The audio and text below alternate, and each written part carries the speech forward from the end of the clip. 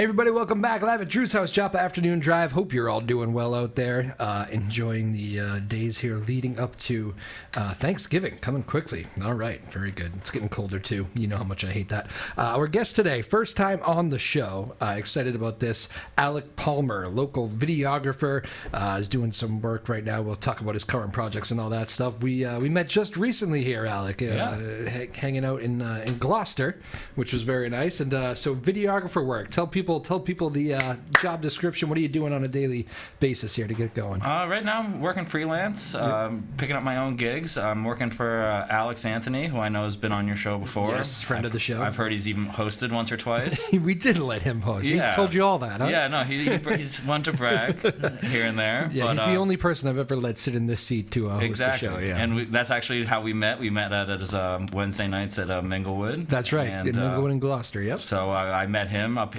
in Newburyport playing, and I've actually joined unofficially the band as like their videographer, doing some live stuff and just getting content out for them. Nice. All right, cool. So you get in there when the band plays. I love to go to live. I love doing live stuff. I kind of have a pass in doing live sports and then live footage. So kind of mixed the two things I love going out and checking out live local music and doing some video on the side. You've done sports too. That's a background. Yeah, that's where I kind of started. I did live sports for a company that was based out of the Boston area, and we did a lot of collegiate sports. They're still around doing a lot of Merrimack college hockey games, basketball games, stuff like that. Yeah. And then traveling the Northeast. Nice. Yeah. Cool. What's the biggest difference between?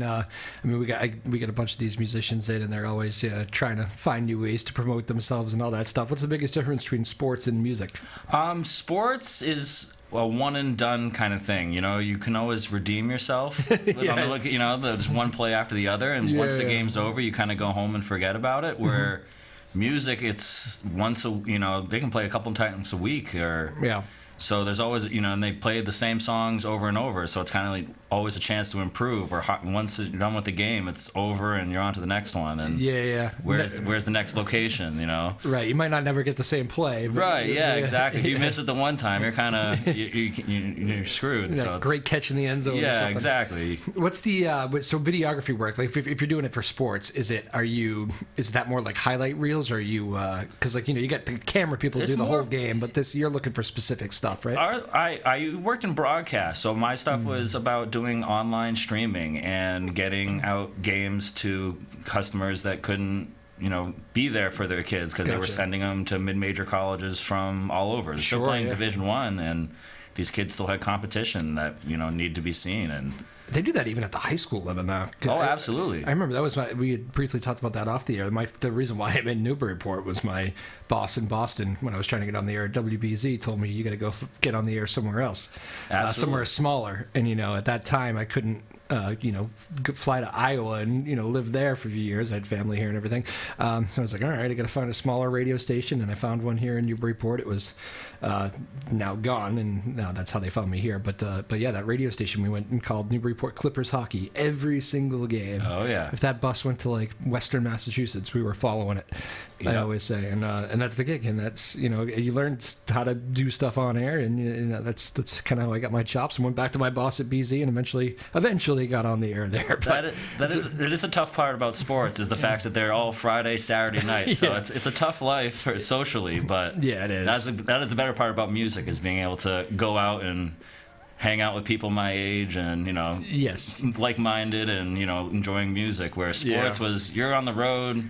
Thursday night, Friday night you're working, Saturday night you're working. It's so true. Even those even the local newspapers, those guys there's guys that have done that for 20, 30, 40 years, still going. Some names are popping into my head right now, and as good as they are, and it's a fun, upbeat job. Like if that's what you want to do, you love it. But you do, if you want to get away for a weekend, you're not going to go away during a lot of these prime weekends when Friday, Saturday, Sunday tournament time I think is right now or just ending. You're not going to go away. Your schedule. And you know your schedule ahead of time. They set that schedule and they send it to you 4 months ahead, and it's like, oh, well, I know every weekend I'm not doing anything. Yeah. I'm going to be working. So yeah, that is the nice part about the music, is being able to be flexible. And gotcha. Yeah. So you like where you're at right now with the whole the music thing and doing that videography? That's action too. You're following a band, Alex's band in particular. Alex Anthony band is pretty upbeat. And oh, absolutely. They're already one of my favorite bands. I ran into them at a gig up in at the Deck in Salisbury. Oh, okay. And that was about 6 years ago, and I've been following them just as here a fan. and there as a fan. Yeah. And likewise, I've seen you at gigs. And oh yeah. The kind of thing. That's how we've met. And yeah. This kind of thing of just, why not pick up my video skills and do what I can to help them out. How'd that conversation, you can either get specific with his, or you can just say, how does it usually go? Is it usually you pitch yourself and this is what I can do to help you, or is it usually like, hey, my band is looking to... Most time people just find out that I do video and they're like, oh, would you like to do something? And I'm always happy to help out. It's kind of like, sure. I like to use my skills in any way I can, and if it's one thing I can do and make you a quick video, it's... The tough part is trying to charge people for it, because I'm just sitting there being, I like to do it anyways. It's kind of fun, It's there is something to that. I've talked to so many different industries, whether it be wedding photographers or there's these things where I think it's this too, the phone, right? Oh yeah. Everybody thinks they're a professional photographer, right? Like, why do we need to?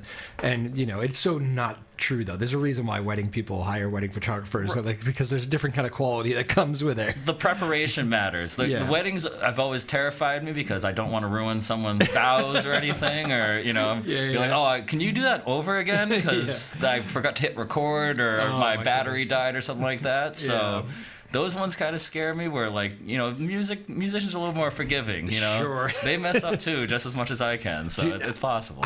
There's real life stories like that too. I actually did a show in here. I know exactly who it was too. I'll just say it, because you know what? He was actually a great part of it. We did a show here, not with Maeve Power, a great producer here, doing a great job today. Thank you, Maeve. But another producer that was here years ago. We had Pete Frady's dad in. Okay, yep. Ice Bucket Challenge. Pete, we lost him, but his dad comes over and he's just proud of the legacy. He's somewhat in a very kind of uplifting. He's an uplifting guy, but it's an emotional interview. He's talking about his son who's died in a tough way, and we go through the whole thing. We do the whole show. The show didn't save. Oh, yeah. I don't know what happened back there, but it's the only time it's ever happened in here. Should really knock on wood. I'm going to knock on wood immediately. But it's the only time it's ever happened. I was like, oh, God, it happened during that interview with Pete Frady's dad. And try to recreate that. Yeah. It's impossible. And to his credit, he was there as we did it. And we did a whole new... And the show was not even the same. It was... same topics, but it's just, I remember saying, I was like, the second version was completely different. We just kind of went and did, you can't try to recreate it, so we did that. But and then I remember talking to Mike Lynch too. Remember Mike Lynch at Channel 5? Oh yeah, of course. He did, these are I remember him comforting me after that, because I was telling him that story. He said, can I tell you something? Channel 5 did a half-hour sit-down, I think it was a 15-minute sit-down with Patrice Bergeron, after he had lost a Game 7 in Montreal early in his career. But Patrice was a leader on that team. And Lynchy says, we do the whole thing. Bergeron's gracious as ever on a tough night. And the thing doesn't save. And he's like, I got a 20-minute block I got to fill for the show later that night. I go back in, Mike Lynch does, and go back in and say, Patrice, we had whatever happened, yada, yada, yada. And Patrice just said, sit back down, we can do it again. Can you imagine? Oh, yeah. Like what a guy. Having to ask that question in the first place and then to have that response is... Yeah, what are you going to do, right? Yeah. It's I guess you got to ask it again, but it sucks. It's always, I'm always guilty of, sometimes forgetting to hit record, or something failing on you. I mean, there's always going to be gremlins, right? Exactly. Everyone wants everything to go perfectly just as much as I do. So I don't want to mess up your vows. So I just stay away from your wedding in the first place. That's right. Yeah. I mean, it's you know what, people. You hear more. I mean, I'm sure there's some stories where people lost their minds, but you hear more stories about people being really cool about that. Like when you talk about Patrice Bergeron, it's one of the first stories I think of. Right. Of course. How cool he was to Mike Lynch. When I think about Pete Frady's dad, I think about how he was so cool to stay an extra 45 minutes or whatever and do it. Exactly. I'm sure they both had better places to be. Yeah, of course. And to do this again, again, Alec Palmer joining us, videographer, North Shore, Boston area. You like to wherever. I'd like to. The best part about my job now is I'm staying local. A lot of my old job, not that I was mad about it, was driving all up to the Northeast. Wherever the game was, you had to be there. Where now it's kind of, branching out, starting. I live in Rockport, and oh, nice. Yeah, I've branched out to Gloucester, which is a crazy trip. That whole 7-minute drive, and then I just branch out from there. And I've been meeting people. Alex is a great connection, getting me some gigs with other local artists, hopefully, and oh, that's cool. Picking stuff up from there. And it must be like just a huge networking thing, right? So people, other bands, watch another band doing something cool, and they say, "Oh, I would like to do something like that." And reason I'm here, it's, just talking to somebody else, the connections. Yeah, and now I'm on another show and talking about doing my work. So awesome. You don't even need music in Rockport. You can just get some beautiful videos up there. Look out the window, exactly. Do some scenic. Get some drone footage eventually, hopefully. Are you using drones? Not yet. I would like to, because of the scenery, of course. Right. But I know there's a whole process that goes into that. I had the dogs at Singing Beach in Manchester by the Sea the other day, which is one of my favorite spots. Yep. And I heard the buzzing of a drone over my head. Not too many people on the beach, like, this time of year it's cold. Not people bring dogs. That's about it. So it's like whatever, a dozen people maybe. But I'm kind of in my own little spot, and I look up right above me, and there's a drone. And like I'm looking around, like I'm just, I know this is kind of amateur because somebody could be controlling it miles away. I don't know, but nobody on the beach is like controlling the thing. I'm watching it, and I'm like, who the hell is watching me? Right, yeah, it could be anybody. That's the weird part. It is weird. It felt a little bit weird for some reason. I don't know. The funny part to me is when I found out about drones, you need to have the same knowledge as running a single engine plane. Oh, really? Like a single engine. I don't know if it's a Cessna. Or I'm not too well known on airplanes, but the idea of that's just knowing where you can fly it, and then it's the whole idea of when you're recording people on top of it too. It's kind of like a little scary when they're just flying over you. She's like, again, you have no idea who's flying that, where's How high can a drone go? I mean, they can. I mean, it depends on the quality of the drone. They buy those things can go for thousands and thousands of dollars these days. Yeah. So there's rules about staying below the deck and all that stuff. You're supposed to stay within eyesight of your. You can't be flying it all over the place. But this person might have been violating that. Well, there's definitely some insurance. I've worked on some gigs where you've people that are insured, on bigger event gigs, and you can't fly them over a certain crowd of people. So you can kind of tell the people that are, where they're flying and who they're flying it above. That is interesting. If they're breaking any rules, but I'm no FAA expert, so that's funny. We've actually been talking a lot about planes here recently. I had Livingston Taylor, musician, in here like a couple months ago, maybe the end of the summer actually. Now that I think about it, and so a couple months ago, and he flew in to Plum Island. Really? He flew himself. That's awesome. He's a pilot, and he brings this, just by seeing this guy jump off the plane with just his guitar on his back. He parks the plane and comes over and jumps in my car because I picked him up at Plum Island. It was fascinating. Probably the most efficient way to get here. It really was, yeah. Well, he's from the vineyard, so he was like, I was thinking I'd fly into Plum Island. I was like, okay. Yeah. Nobody's flown to the show before, but sounds good. Right. And he's like, can you pick me up? And Uber might be tough. I was like, I got you. And then actually, I've told the story a few times on here, but it's worth it. The best part of that story is that, I even took a picture of him walking back to the plane, guitar on. I just thought it was a funny shot, photographer brain, right? Yep. But he turns around right after I took the picture. He goes, "Hey, Drew, one thing. Can you just wait and make sure the plane starts?"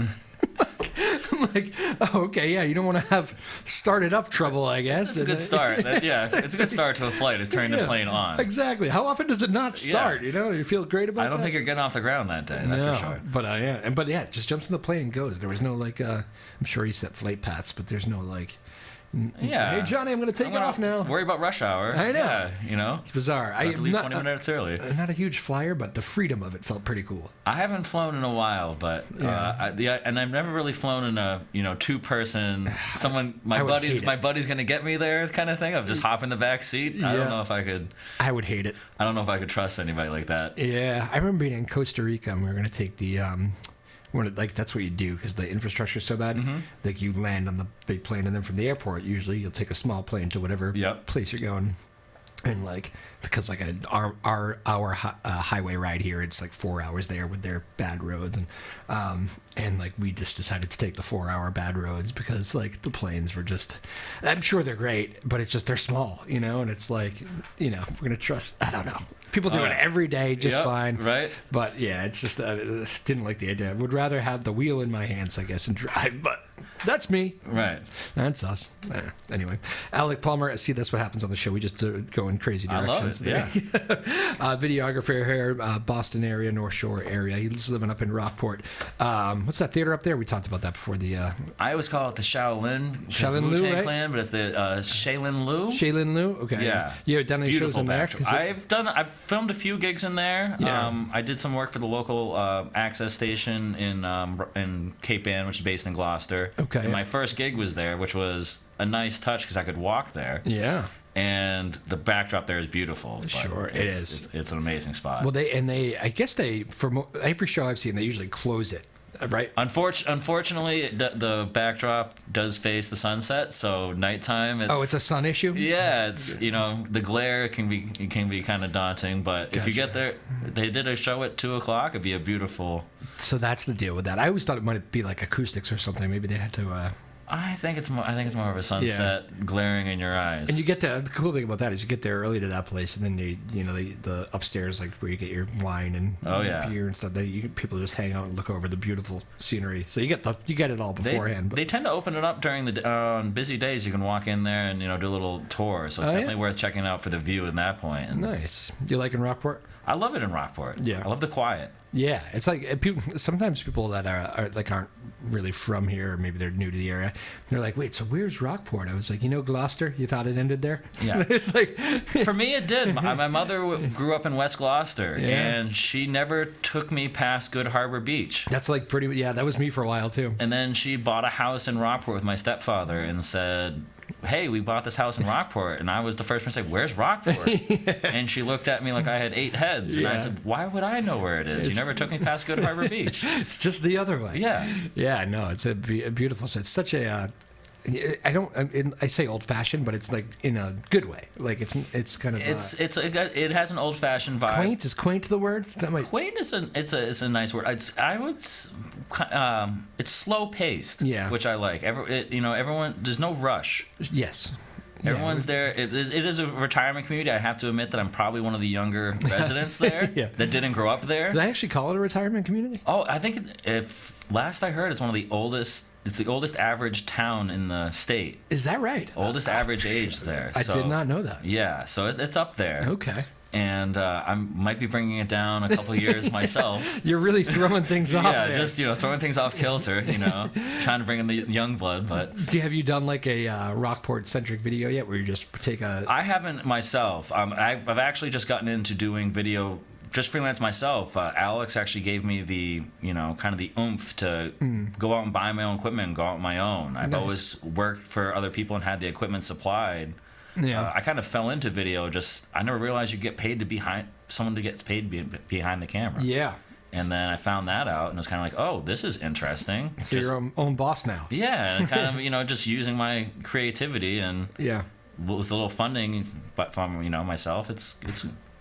I mean, that's pressure because it's one of those jobs where like once you start going, then it gets good. Right? It's one of those things you got to be slow paced because once you get 1, you can get 3, and then you get 3, you can get 9, and you don't want to get too overwhelmed at the same time. Right. It seems like double digit gigs in a week is awesome, but then you're gonna get deadlines that catches up to you. Yeah, I'm running around all over the place. Right, exactly. Yeah, I would imagine that can be stressful, I guess.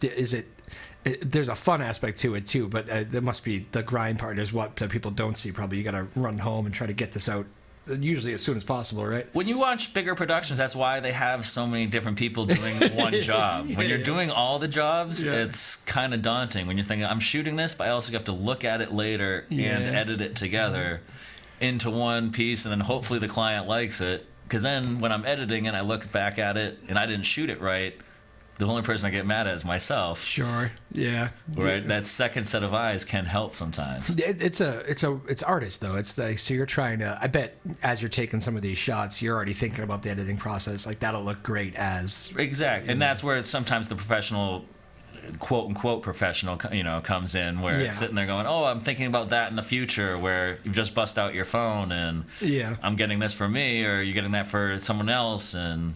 It's a whole process where on the fly you got to think. What would you say? cinematically, I guess. Yeah, Would be the best word. No, I understand that. Yeah, we had a Boston Globe photographer in here who won a bunch of awards one time, and I remember him telling me, he's like, so much of my job is not actually taking the photo. It's really preparation, planning, being in the right spot, and vision. Like, what do I think is going to happen next? Just like anticipation. And I was like, yeah, that actually makes a whole lot of sense. And there's a lot of times where I'm shooting something that I'm already thinking about the next gig. I'm like, I'm going to do this better the next time. It doesn't help me right now, but I'm going to think, when I finally, I'll finally get this right one day. Yeah. One day I'll do this. I'll pitch that perfect game. But. So you're working with the Alex Anthony band. Does he? Have you ever? How close do you work with this band? Like, as far as Alex, that thing when you jumped off the speaker or whatever. You got to do that again, but I want. It's interesting because they're so efficient in the way that they play, and that we've done a few basement sessions with a friend, Chris Hall. Okay, yeah. Who's based his place in Middleton. We go to his parents' place, and it's all set up. He has his studio set up, and I, as a video person, you got to get there a couple hours before. Think about the lighting. Think about this. Sure. I showed up 3 minutes late, and they were sitting there ready to play. They played 4 songs, and we were done in 30 minutes. Oh, wow. And as a video guy, I was like, I thought we were going to be here all afternoon. Yeah. Like, we got stuff to do. I was like, I can't think of it. I got to plan next time. So we just finished a session. I think he just released a video today, a new reel. And I haven't seen it yet. Okay. And it's a cool process because it's a different idea of, again, in sports, once it was over, it was over. You didn't really think about it. Yeah. But the music sound, you're thinking, when am I going to post this? When is, the content game is a whole different. It is cool to have somebody do it. Like, I bet more and more musicians are going to start doing that too, because think of just the power of social media now in every aspect of life. I know it.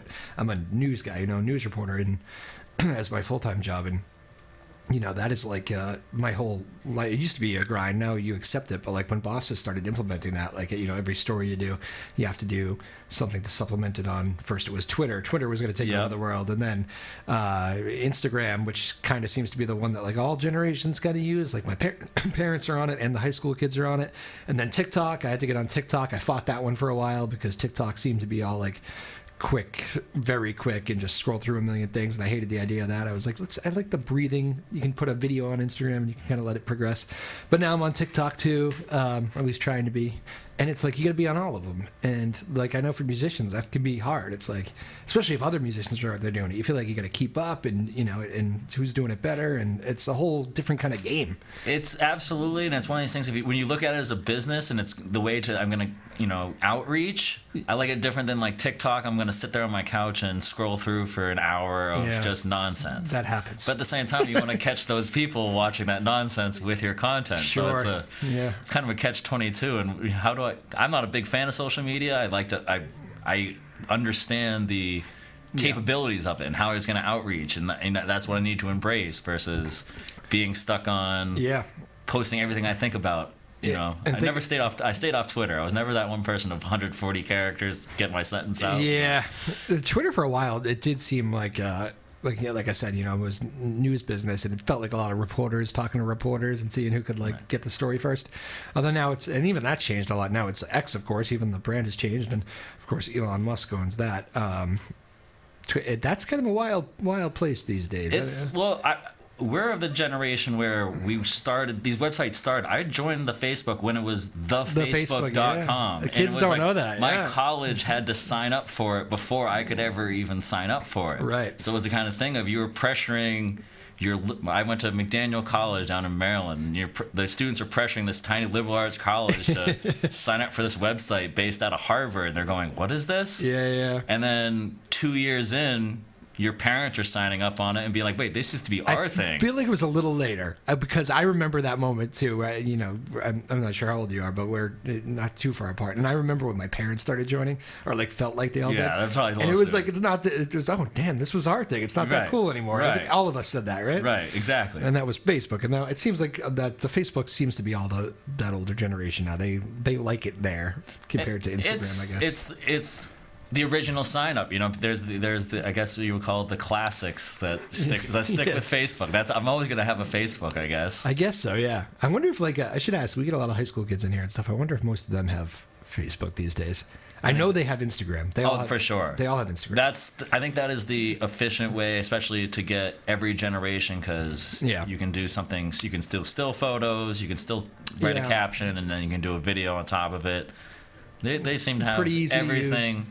Every business. I've gotten into tattoos recently. Oh. It's interesting how that whole industry revolves around their artistry, you know, sure, and they're the same kind of thing. If they're using this child's app to get their stuff out there, but that's the most efficient. Yeah. That's what everyone's watching. And no, you're right.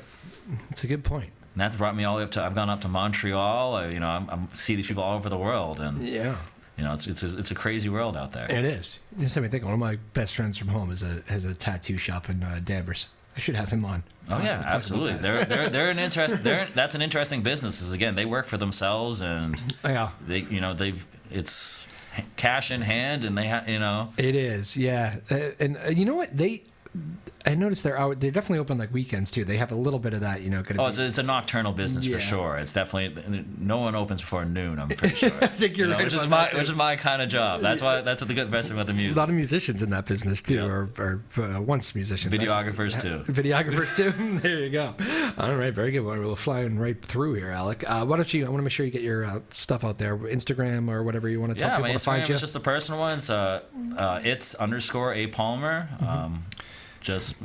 Anywhere else you want to send people if they want to get in touch with you or anything? Check out Alex Anthony's band at Alex Anthony Band on Instagram. Some of your recent work there. Yeah, we've got a couple of reels up going right now. We did.